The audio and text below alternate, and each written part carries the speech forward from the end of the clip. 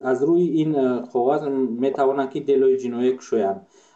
و گفتنی هستم که چنین رفتارها سالهای پیش هم بودن. به خود من یک نفر هم رسمی رو فرستاده بود سال گذشته که در یکی از خط سیره های اتوبوس در ولایت مسکو، در آن نه درباره تاجیکان، عموما درباره مهاجران نوشته شده بود که اگر که شما دانید که آنها در کجا زندگی میکنند و کار فعالیت میکنند، با ما زنگ زنین، ما رفته آنها را از آنجا میرانیم و شهر رو تازه میکنیم. و گفتنی هستم که این در آینده در پیش جام جهانی فوتبال است و باید مهاجران را با هر راهی که نباشد اخراج کنند. و این چنین گفتنی هستم که خود معرکه انتخاب میر شهر مسکو و پرزیدنت روسیه، رئیس جمهوری روسیه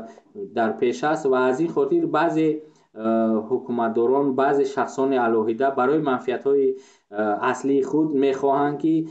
عموما با هر راه و واسطه از مهاجران استفاده کنند، چون که برای گرفتن آواز بیشتر، خیلی که ما میدونیم